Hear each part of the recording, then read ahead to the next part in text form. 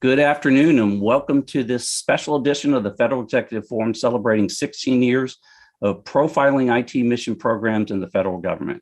This is our 9th annual Profiles and Excellence program, which will be coming to you from the virtual studios of WTOP and the Federal News Network.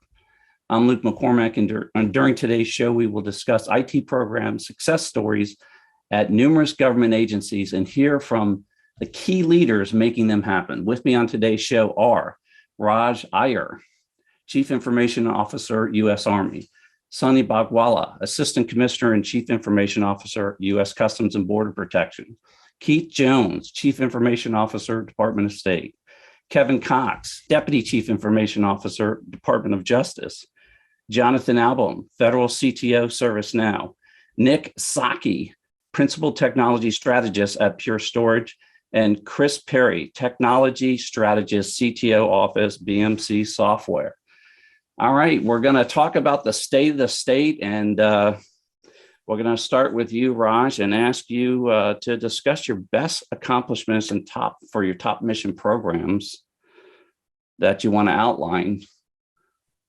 Hey, good afternoon, everyone. So to say that 2021 was an unprecedented year would be an understatement. And so before we talk about accomplishments during this year, it's really kind of important to put some context around, what the year was for the United States Army.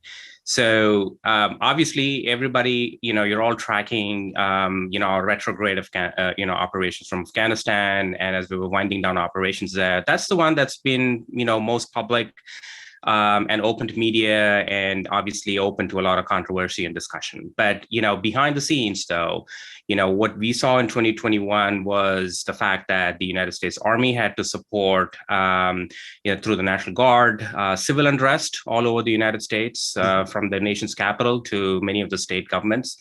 Our National Guard was busy working, putting out wildfires in the West to hurricanes in the South and everywhere across the world.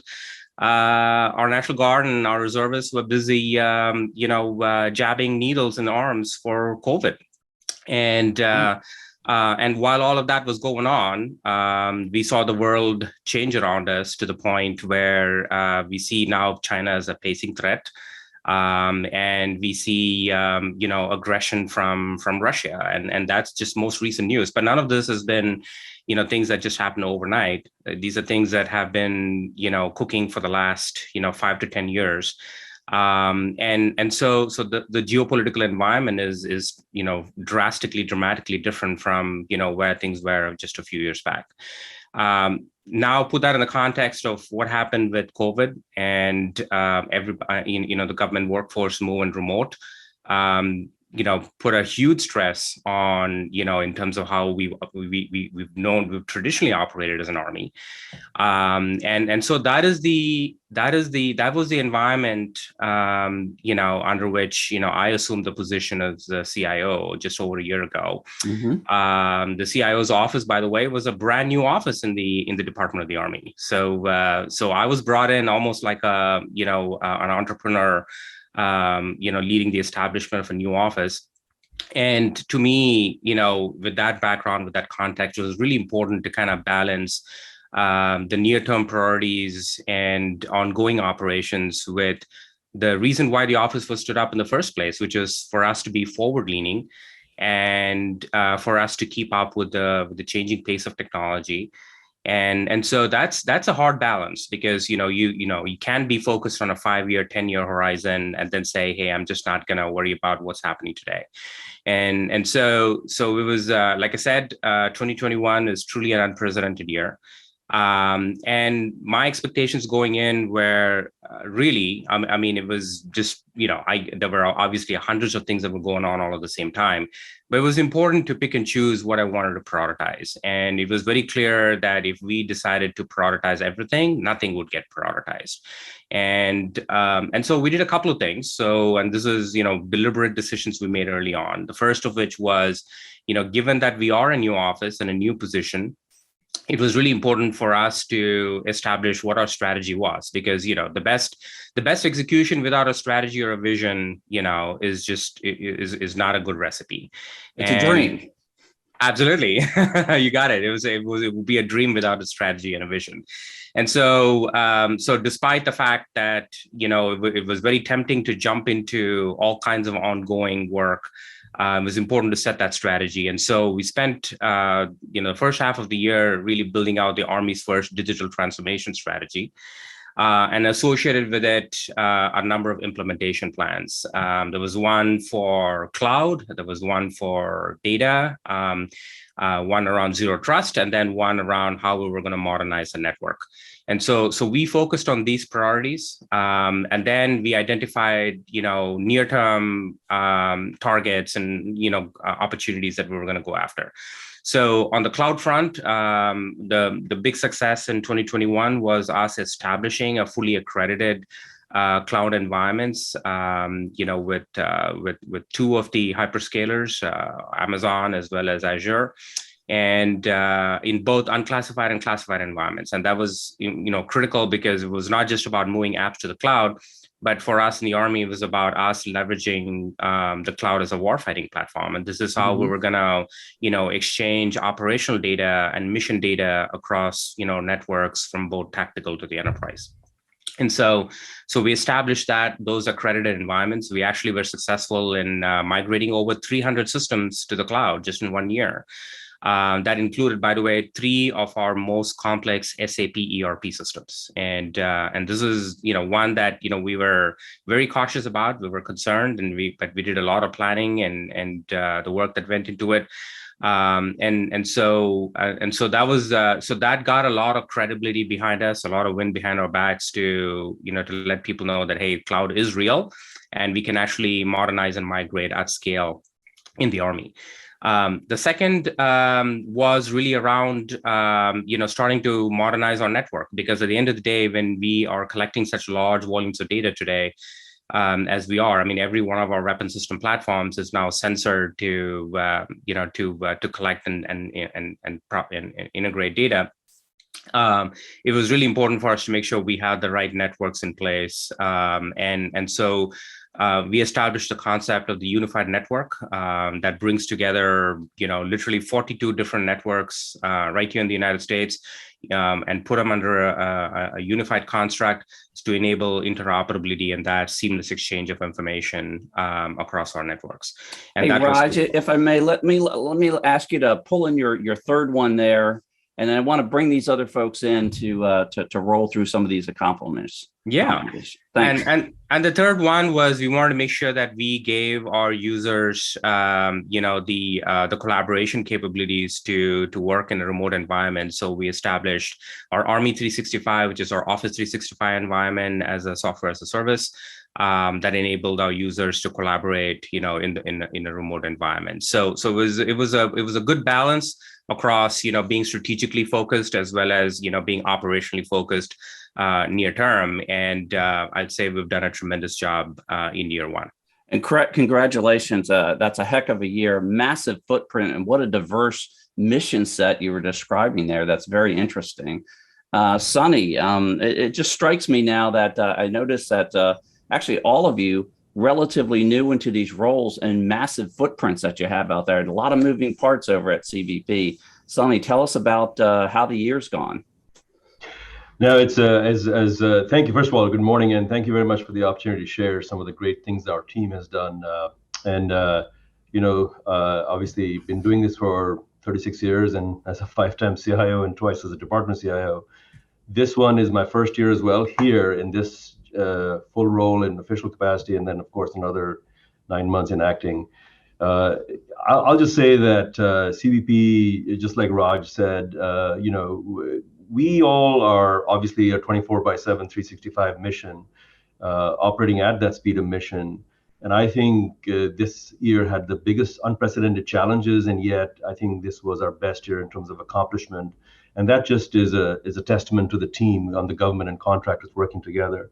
If you think about it in retrospect, the largest global pandemic and operating completely remotely and seamlessly all throughout, no worries, as the largest law enforcement organization in the United States and one of the largest in the world. Second, the largest border surge in 21 years, and we handled that. Third, the largest airlift in history with Operation Allies Welcome that Raj talked about. Obviously, CBP played a big role in that operation, and I'll talk about that as the biggest accomplishment that I'd like to just focus on as one of the many accomplishments. Fourth, we had one of the largest cyber events that CBP withstood and was not affected by that. In terms of supply chain and SolarWinds. So we were successful in blocking that and not being affected by it. And while we're doing all this, due to COVID, the travel fee collection was less. So we had also budget shortfalls. So when people get together and do this, and with all these four things coming together, I've never seen that in my 36 years, and I've been in some pretty important roles. I'll just say that incoming scenarios there, Sonny. Yeah, if you think about those four scenarios, and to complement again what Raj was saying, and I'm sure my colleagues will say the same thing, is that this shows the strength of the federal worker, the U.S. Spirit that we are all about, and how we all banded together. And when we were just challenged, we all came together and showed our best as a country and also as a government, a U.S. government. So I'm really proud of that. I think the top accomplishment, I'll say, amongst all of these, was that we were asked to do this airlift and support this Operation Allies Refuge and Operation Allies Welcome, in the August timeframe, if you would. And so we immediately made sure that we can, process around, I think overall we processed over 85,000 folks who've come in various capacities. Then you have to make sure they're all vetted to make sure they're safe. And we're safe in terms of who's coming in and who's what. And so with that, we partnered with all the other agencies, including DoD, and then how do we actually make sure we're comporting with all the laws and making that happen. We use facial recognition to allow us to process people faster. And in fact, the Joint Chiefs said that it was one of the most amazing technologies that they've seen, and were complimenting us in one of the meetings. So I think that, as was relayed to us by the DHS CIO, Eric Heisen, was also doing a great job. So I think we set up an OIT incident command center on a 24/7 basis. We staffed it with OIT staff, which were just sort of making sure that everything was, being done with volunteers to make sure timely and concise communications was being done. We did application coding and programming so that we were able to, from the field, that means, from what we call the lily pads, which were some of the DoD locations and other locations where the airlift people were brought into first the zone of safety and then process them there. If our agents and officers saw something in the field, we were able to use our agile SDLC and software development to deploy capabilities within a day or two. I mean, they had capability on the phone. They said, "Oh, can you do this?" Sure, boom, and then send it back on the mobile phone with the facial recognition and 2-second adjudication on certain capabilities that we deployed. It was amazing. So we supported obviously overseas locations with necessary IT equipment. We actually had people go over there, and then we had good partnership, with Army and other folks who let us into their bases and made sure that as a government we were all working together, setting up networks and communicating with each other to process these tens of thousands of nationals. We developed this functionality, as I mentioned, to query Afghan refugees by photo and biographic data. So we were also then enabling TSA agents to identify domestic travelers using the CBP One app against the Operation Allies Refuge targeting platform to make sure the refugees' boarding passes were checked against the results of photo or biographic query. We uploaded manifests when the airline carriers could not send them through the CBP system, so we provided continuous support to OFO so that we can support the creation of foreign sites to vet travelers boarding these repatriation flights. We did a data share interface between CBP and USCIS, United States Citizenship and Immigration Services, for non-immigrant populations to create alien files, a file with specific OAR information like facial recognition data. So this expanded the data sharing practice, greatly reducing the intake time and facilitating more rapid process for refugees. It was quite unprecedented. We worked with DoD in data sharing, which greatly expedited the processing. In fact, we had an automated daily admissions report and an interactive dashboard providing real-time information on data, including Afghan unaccompanied minors, because a lot of these were children who may have not been there with parents or other. And so to handle that, it was a humanitarian thing. And then We also, deployed personnel to the 6 overseas DoD locations and established a data network presence, like I mentioned, with CBP officers and U.S. Border Patrol agents to conduct initial processing of all of these, and expanded this to 24/7 at 5 U.S. airports so that we can process these very fast. Lastly, I'll just say this. I have some people who were also immigrants to this country, who are from Afghanistan, and other people who are immigrants to this country, proud to be U.S. citizens. They went and volunteered to do translation services and other things, and it's personal. And that's what makes America great, in my view, that we welcome these folks, we honored our obligation, and we served, and it was really emotional for people that they actually saw this through. And I was there also at a lot of these locations in the United States, welcoming these folks or seeing how the system and process is working. And I can tell you, it's very satisfying to be a U.S. government employee and to be a citizen of the United States doing this kind of mission. It was something that we'll remember forever. Wow. And what a fantastic example of whole of government, right? People don't realize how complex these various things are. So thank you for outlining that, Sunny, and bringing up that very comprehensive use case and certainly very important one and special one.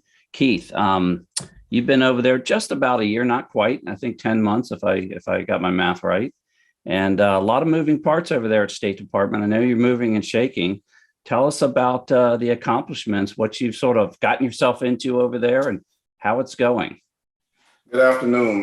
Yeah, it's been it's been closer to a year as of January 21st. Right. 21st on the ground, but certainly me coming back into government after having an abbreviated retirement from DHS, it's been really a great role to serve in. And I tell you, the work, I couldn't be pleased any better with the workforce that I have and the commitment that they have. But first, let me start off and talk a little bit about the vision that I have for our U.S. diplomats, because really everything flows from that. Really want to see our diplomats be regarded as tech-savvy diplomats, and really the State Department moving to have a reputation for applying technology effectively, to make sure that we're influencing and changing people's lives. We want to utilize technology to empower people and advance democracy and protect human rights abroad. With that said, I think when I think about what we accomplished in 21, I being the second political appointee as a CIO there at State Department, and just imagine coming in, not really having a State Department background, but really understanding and connecting with folks and a totally different culture, and making sure, I understand how things work and taking the time to do that, really working my way across the department, reaching out to assistant secretaries, a lot of actings in place. As the year went on, we got more permanent individuals in their seats, which really helped, but at least the mission kept going forward. And when you look at it, from looking at telework, State Department was more of a fortress when it came to mobility and things like that. There was no remote access, no remote work by our diplomats. And so you talk about continuing to enable a workforce of over 100,000 users, and at the same time having to increase our vigilance in protecting our networks from cyber intrusions. We have a global presence around the world. Our diplomats, around, there's always something going on 24/7. We had tough situations in Kabul, Addis Ababa, and Khartoum, ranging from full-scale evacuations to military coups. Some of the toughest environments one could imagine for making sure our IT services continued unabated and are discontinued when operations need to be halted. This thing about Afghanistan, in particular, a huge foreign policy challenge for us this year. But I tell you, the coordination, the work of our teams, and this is not only within state, but also working across government. And we had to develop an application where we helped, really connect everyone together. And we were able to leverage that application working with DHS. We passed it on to DHS eventually, but we had a lot of great work. I recall even the last days of in Afghanistan, we were having to send individuals in from Washington to Afghanistan to really help out as we close that out. But really some tough situations. Our operations folks were operating, it was a 24/7 cadence and heartbeat where many of our folks were getting probably limited hours of sleep, given the situation that was going on. Everyone on calls, making sure we were all engaged, and at the same time, looking at cyber incidents that were ongoing. And as you may know, or others may not know, the State Department is the most targeted department when it comes to cybersecurity, where our adversaries would really love to get into the State Department, understand what's going on, whether it's a treaty, whether it's trade secrets or whatever, negotiations and tactics. Always a constant battle for us in making sure that we're always protecting our environment. I mean, when you look at another accomplishment, I think our ATL backlog, we were able to reduce our ATL backlog. State Department has had a tough challenge around that in recent years, and really just bringing team focus on eliminating that backlog and getting more to a very good cadence, bringing in some various technologies to support that. Our removal of 90% of obsolete software and hardware across the department, going on with that. And early in my tenure, we launched Bureau scorecards, where we started looking at what programs were accomplishing and where they stood from a cybersecurity perspective. We introduced cyber sprints, where we were really ensuring that we were driving cyber hygiene across the department.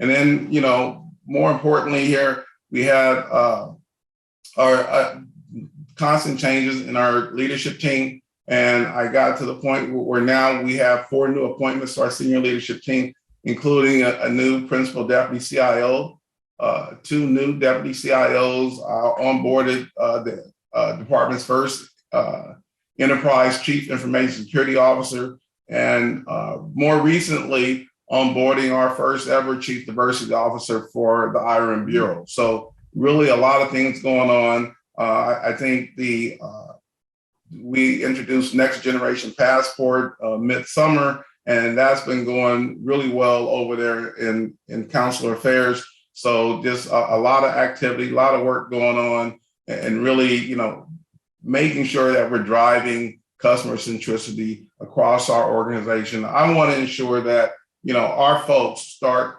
living that and start breathing that. So as we look to rebrand and invigorate our organization, that we're thinking customer first across the board. And we're not thinking so much about what's going on solely in the Bureau, but what's going on for the department and what are we doing for the department to ensure that our diplomats have everything they need and are using technology effectively. But really, Afghanistan was certainly the biggest challenge for us, and the situation that we all can look back and be proud of. I had the opportunity to meet the last, 6 or 8 information management staff that were there in Afghanistan. They came in and they met us at our senior leadership offsite, and it was a great moment for the department. So that's I'll close there because I know we have to move on, but certainly lots of great things that came out of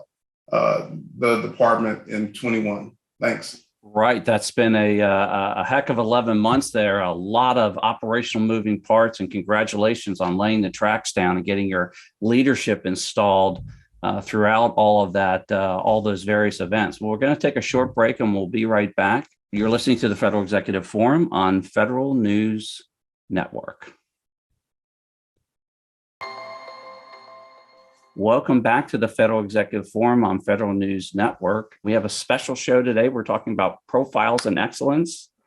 talking specifically about major accomplishments over the last year. Kevin, you've been recently installed over at Department of Justice. However, you've got a lot of lineage there and have been there in the past for quite some time. I know that you, through the role that you had over at DHS, stayed very stitched together. Tell us about the accomplishments that are happening over at Department of Justice. Very good. Thank you, Luke. Thank you to you and the other panelists, and to WTOP and Treza Media. Appreciate this opportunity. So coming in to Department of Justice as the Deputy Chief Information Officer, I'm working with Melinda Rogers, our Chief Information Officer, as well as all of our components within DOJ, the different agencies, and our industry partners as well. Want to focus on two things up front here in terms of what we've accomplished as we really take a look across the network landscape out to the cloud.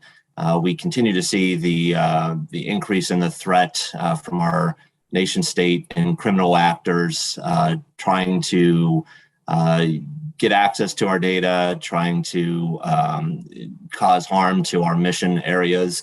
So one of the areas that we've really been focused on post SolarWinds is continuing to mature our cyber capabilities.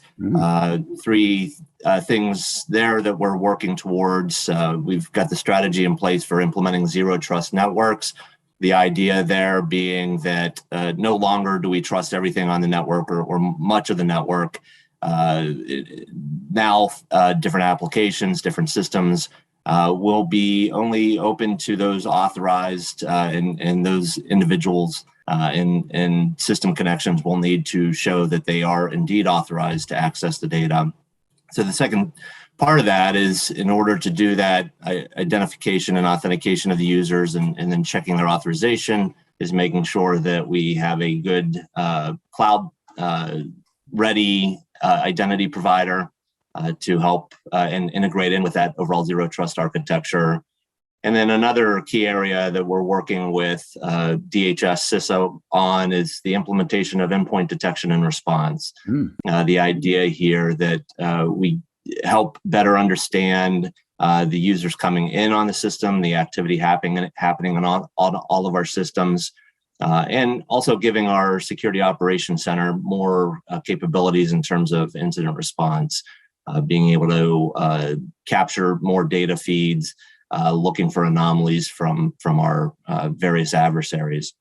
The other key thing, and I think this is applicable to our other speakers here today, is as we see progress being made towards COVID-19 vaccination, we're working to prepare our workforce for a broader return to the office. We'll probably be looking at some type of hybrid approach where we still take advantage of remote work and telework, looking at the accomplishments that we were able to make over the past 2.5 years in terms of really being able to continue productivity and in some cases increase productivity.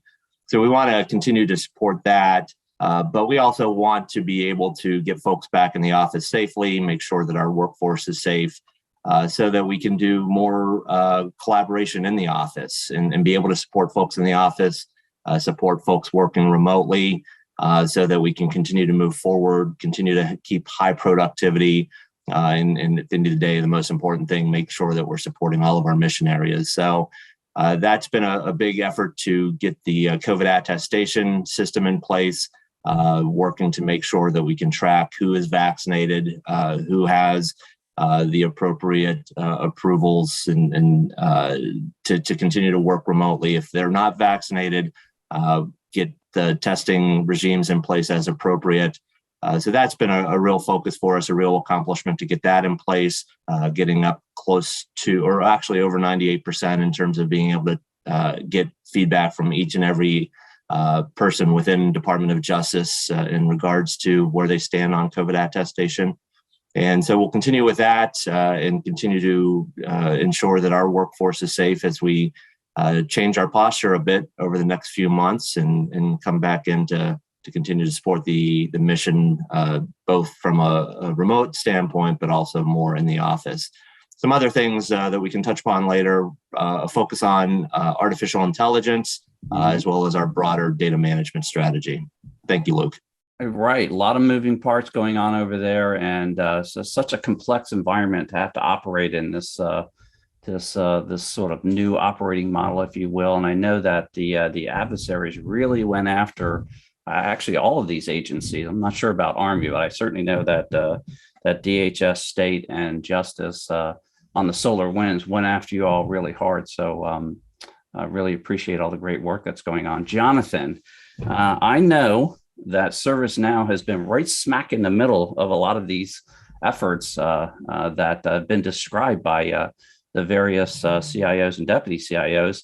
Tell us about the accomplishments from the ServiceNow perspective and what you're seeing across there in regards to whether it's Afghan COVID or anything else. Sure. Well, thanks, Luke. Appreciate being here. And you're right, we're playing a role across government in these big, complicated initiatives that really require a whole of government approach, which is a place where a tool like ServiceNow that connects people and things and systems and data really plays an important role. But what I want to talk about builds on what Kevin just was describing, this process of getting people back into an office setting. The future of work is going to be hybrid. I think we've all, sort of agreed to that. But getting people in safely is a big deal, and it was easy to send everybody home. It's a lot harder to bring people back, as we've said in the past. And ServiceNow has been very focused on this across government, working with a number of agencies around concepts of safe workplaces, from seemingly simple things like an employee health screening or managing PPE at different locations to more complex capabilities around reserving desk space in a new hoteling concept within an organization, or which sets you up for contact tracing if someone comes into the office and ends up unfortunately becoming ill. But where we focused a lot of time and attention over the past several months is on this vaccination status tracking that Kevin was just talking about. We weren't specifically working with Kevin and his team. We worked with many agencies, and I think over 300,000 federal employees, used ServiceNow as they uploaded their vaccination cards and provided information to their agencies about their vaccination status or the requirement for some kind of exception. And that was a really big endeavor for whole of the government, and it really, I think, demonstrated the need to be able to shift very quickly and have platforms like ServiceNow that support those quick changes. When the guidance came out that federal agency employees were going to have to be fully vaccinated, it was a little unclear how that information was going to be tracked. And as those requirements evolved, and there was this recognition you have to upload your vaccine card, and it was no longer going to be an attestation, and there was no testing option.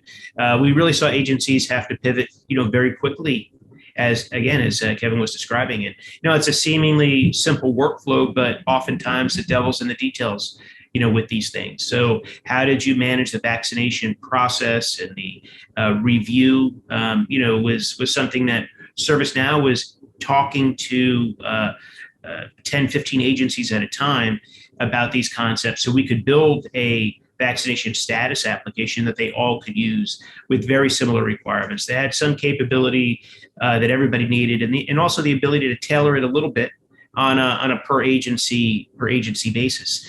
And I have to give a lot of credit to the CIO Council, Maria Rote and a few others, who helped bring us together as a federal IT community, so we could have our team, our ServiceNow team, and our engineers talking to several CIOs, several leaders inside these agencies that were doing this work, so we could solve these problems together for everyone who wanted to use our application. And again, we were serving over 300,000 feds at this point, so pretty large number relative to the population. And we found that for the most part, we had a few approaches, for this. We had some places that wanted to build custom applications or develop a unique workflow on the ServiceNow platform. But the majority of agencies we work with use the applications that that we built, and they use them very successfully. And those applications are continuing to be updated and improved. And we're now working with third parties to use AI ML techniques to validate that the cards that were uploaded are really cards. We're working with third parties to validate the QR codes that some agency employees are uploading because they don't want to share personal information through this process. So we're continuing to make these, this vaccination status process better, because these are requirements that, aren't going to go away necessarily. While we've gone through the initial upload and verification at most agencies, the need to supply a vaccination card and prove your vaccination status is going to be a requirement that has to tie into onboarding. It's potential for booster shots to become a requirement for all employees. That becomes part of the definition of fully vaccinated. So we'll have to go through this process again, and we may have to go through it multiple times. So these are really important capabilities for agencies to be very quickly assess the status of their workforce, to bring on new employees, and to do it safely and securely.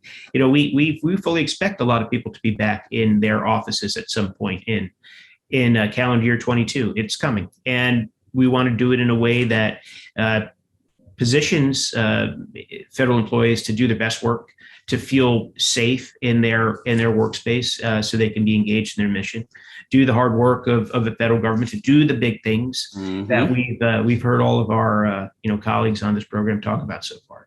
No doubt, and an excellent use case, and we really do appreciate it. Nick, you cannot do this without effectively storing this information, being able to retrieve it, doing it in a modern way, doing it in an efficient way.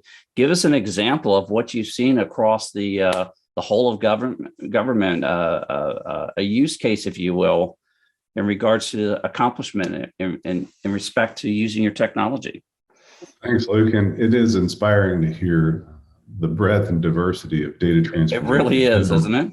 Digital, yeah, it is. And the digital transformation while operating live across all of these agencies. And I want to give my respect, admiration, and kudos to the leaders on this call who've done incredible work under extraordinary circumstances for the past year. So I think the two things that we looked at this past year in the public sector team at Pure Storage that we're most proud of, the work that we did with the Departments of Justice and Treasury this past year. You hit the nail on the head, Luke. This is not about storage. It's about data service and the ability to leverage that data dynamically across an incredible breadth and range of localities, infrastructure, and of course, applications. Everything that we've heard today really is driven by what can we know and how effectively and efficiently can we make decisions? How can we resource our people? So delivering data to the point of need in a timely, relevant, and accurate fashion has been the principal capability requirement for the entirety of the government since the outbreak of the pandemic. So these are the things we are most proud of. With the Justice Department and with the Treasury, we've been partnering with two of their organizations to really help drive that modernization of their infrastructure to transform it into a powerhouse for digital decision-making and transformation.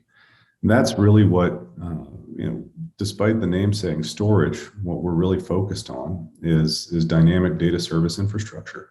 And we've heard it across every agency's capability requirements and data strategy and digital posture statements for the past 2 years. They want to be able to deliver data, protect data, secure their enterprise, and help their people be more efficient and effective. That's exactly what we do. So if we think about that, not as storage, but as data service, the infrastructure necessary to drive that at this scale today across the breadth of architectures that are available, legacy, modern, cloud, on-premises, and off-premises. That's where you see the enterprise infrastructure industry pivoting to, is how do we unify all that in a simple, transparent, and autonomous fashion to enable people to get work done instead of spending time working on their technology to get work done. The analogy you've heard me deliver before is, If we all had to rotate our tires and change our oil every morning, we'd never drive our cars. And yet that has been our experience with our enterprise infrastructure. When that's transforming tremendously with the advent of cloud platforms and modernized on-premises infrastructure, and really the delineation between where the data is and what it's on is being blurred by the advent of the modern data experience and technologies that are being adopted by our agencies and by our government branches to enable that same experience that you see in commercial and enterprise organizations in the government today. So the pace of transformation and modernization in the government has been breathtaking. And that's largely driven, honestly, by the pandemic and the immediate need to respond to a large-scale crisis. And everybody on this call has been tremendously effective and successful in steering their organizations to do that. And we've been very proud to partner with literally everybody on this call over the course of the past year. So thank you. It absolutely is an honor, and we really do appreciate that. We're going to take another short break, and we'll be right back. You're listening to the Federal Executive Forum on Federal News Network.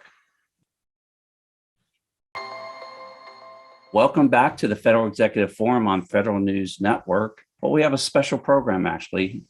Today, we're talking about profiles and excellence. We're specifically going over major accomplishments this year. Chris, I'm going to throw it over to you at BMC Software. You are striped across the entire federal agency, actually the private sector as well. Give us an example of something you'd like to highlight in regards to major accomplishments for this year. Absolutely, Luke, and thank you for being here. It's been an honor to be amongst this panel, hearing about some of the fantastic stuff these organizations have been really doing. Awesome, isn't it? Really, truly, and especially around the work with Afghanistan, that's close to my heart. I had a deployment there 2013, 2014, back as recently as 2018, and getting my interpreters back and getting my my peers out safely has been a remarkable effort. So thank you, everyone, for your efforts there. And from a BMC perspective, it's been a transformational year. We actually concluded our largest acquisition in our 40-year history of CompuWare. And if you're not familiar with them, they bring enterprise DevOps capabilities to bear that we now can support from mobile to mainframe.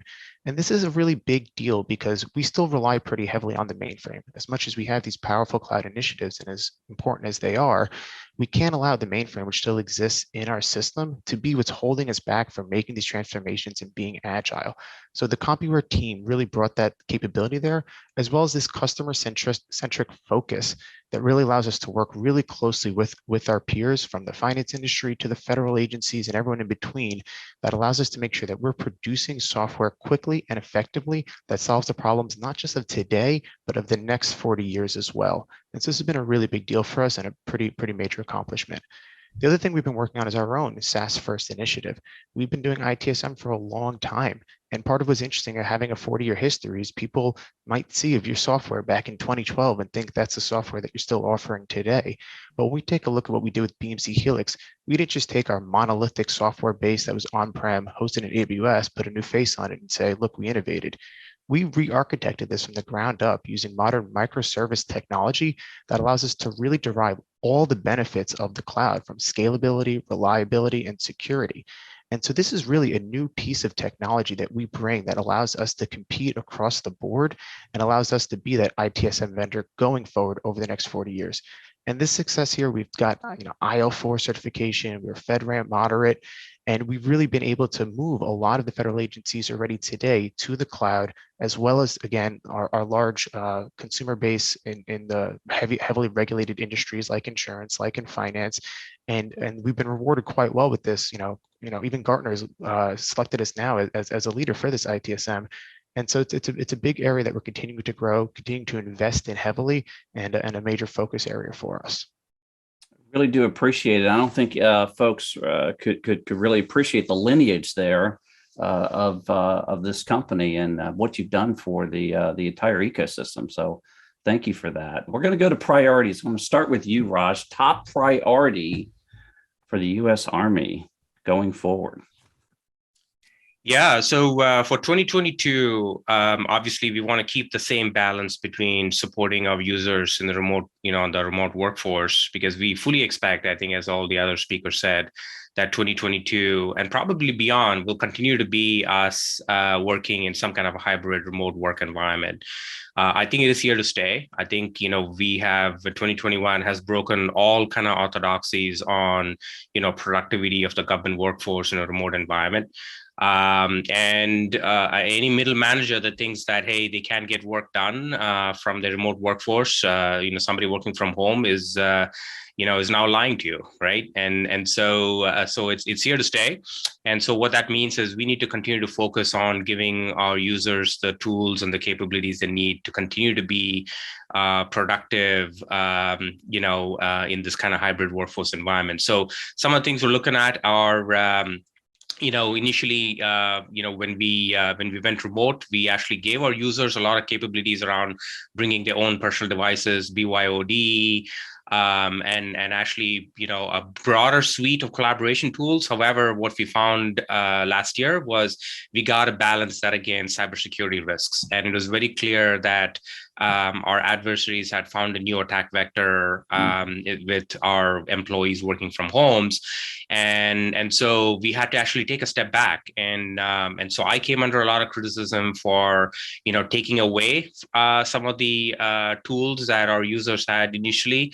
But it was absolutely critical that we protect our network and the data on our network in a zero trust environment. So this year is going to be us maturing some of those technologies, getting to a virtual desktop environment for our users, more BYOD solutions, but all of this now in a fully accredited environment, doing a lot of red teaming and things like that to make sure that the solutions that we're procuring are absolutely safe and secure. So that's one. The second, on the mission side, is going to be continuing to scale our cloud, but this time it's going to be in tactical environments. And so as we are getting ready to, increase our infrastructure and our footprint in areas like Guam, for example, and you've seen that as a key priority coming out of the strategy, the DoD strategy, and some of the risks, in the South Pacific. What we found was our infrastructure, our networks were extremely stretched in that contested environment in South Pacific. So we're now extending our cloud environment, and by the way, that includes the network. Whether that's 5G or whether it's through commercial SATCOM. Working with companies like SpaceX, is how do we get those kinds of capabilities out rapidly, and leveraging those commercial capabilities. So that's a priority in the South Pacific, and then likewise in Eastern Europe. As we establish more forward operating bases in Eastern Europe, is how can we be much more expeditionary. Because when our units move, we want to make sure that they can move, our technology can move at that speed of war.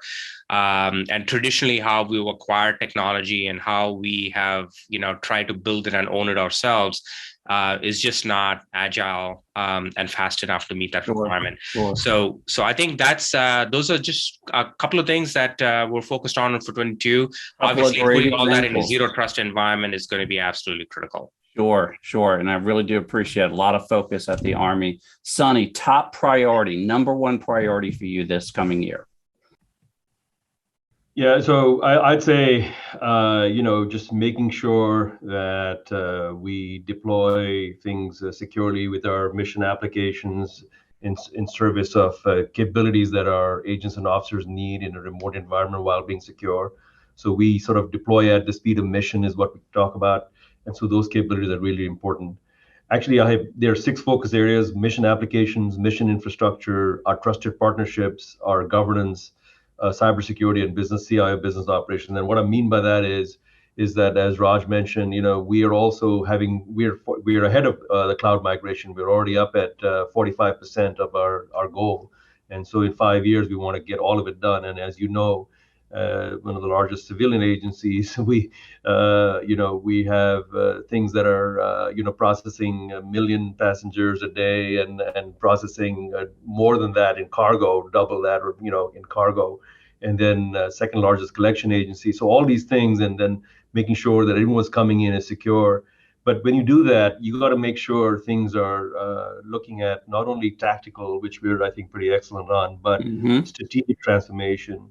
And I think, focus on the people. people have gone through a lot in COVID, in the age of COVID.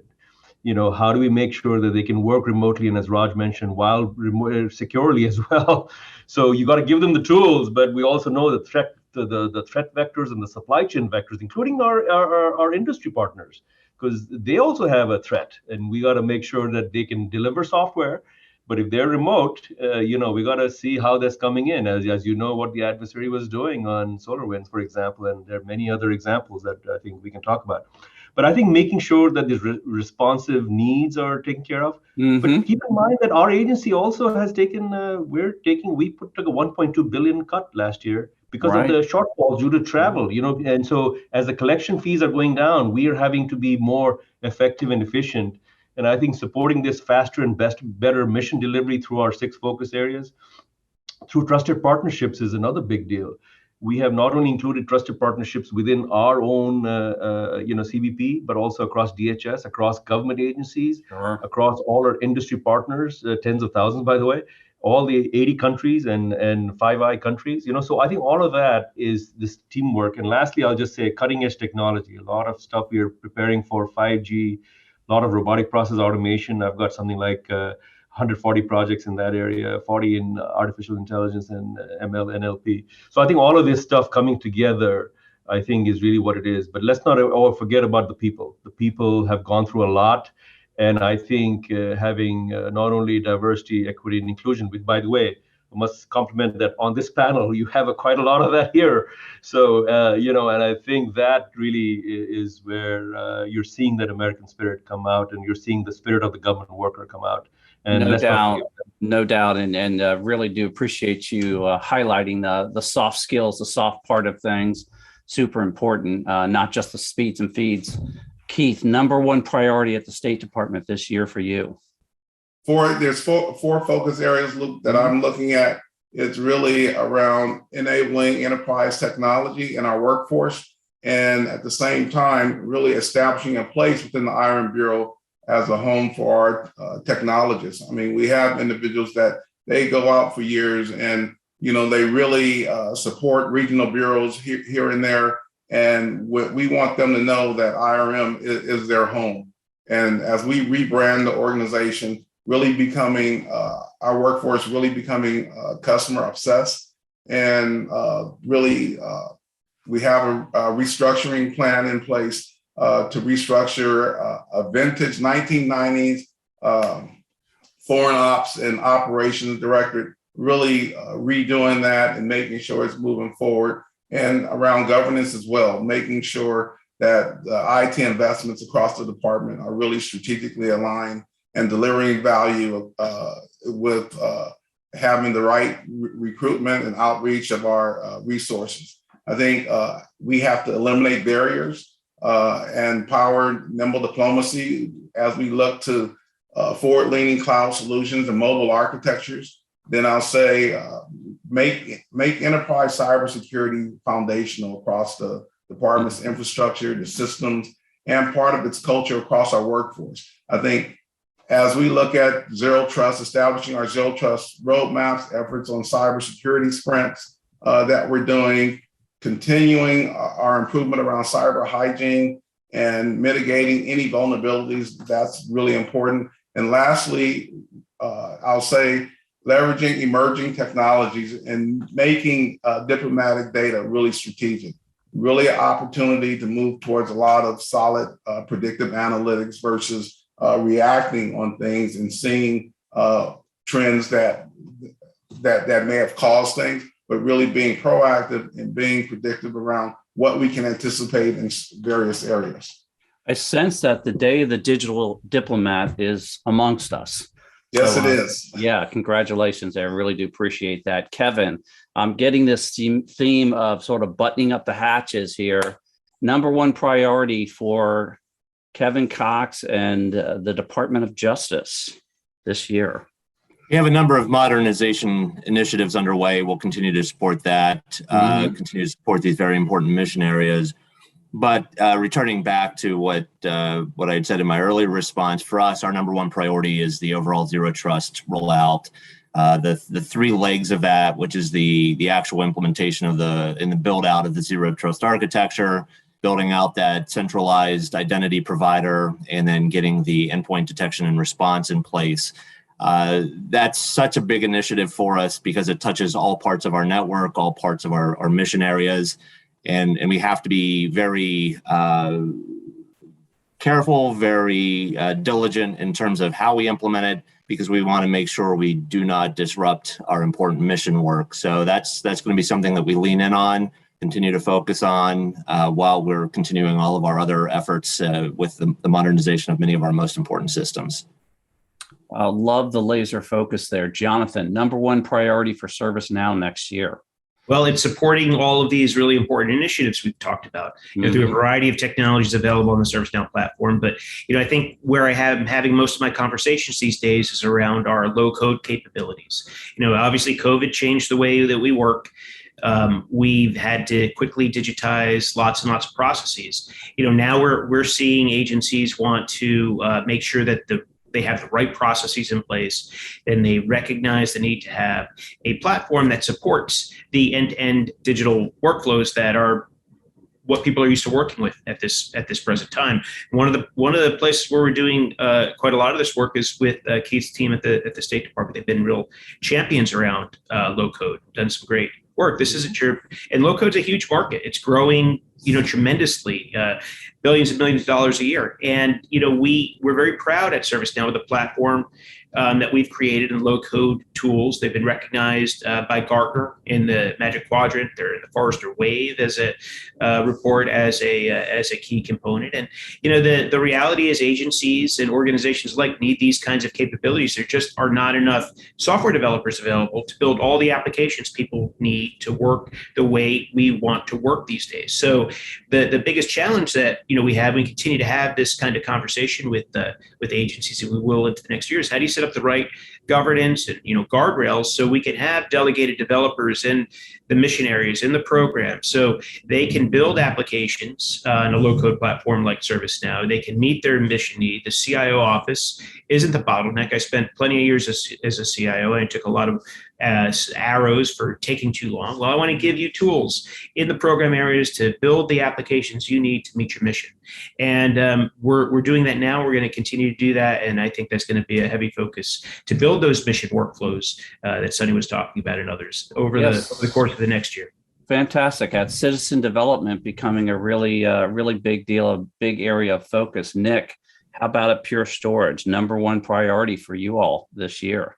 So the focus for the next couple of years for us is expanding digital transformation through connectivity across platforms, transforming data service infrastructure to enable massive scale and performance while making the delivery of those services as autonomous as possible, from the core to the edge.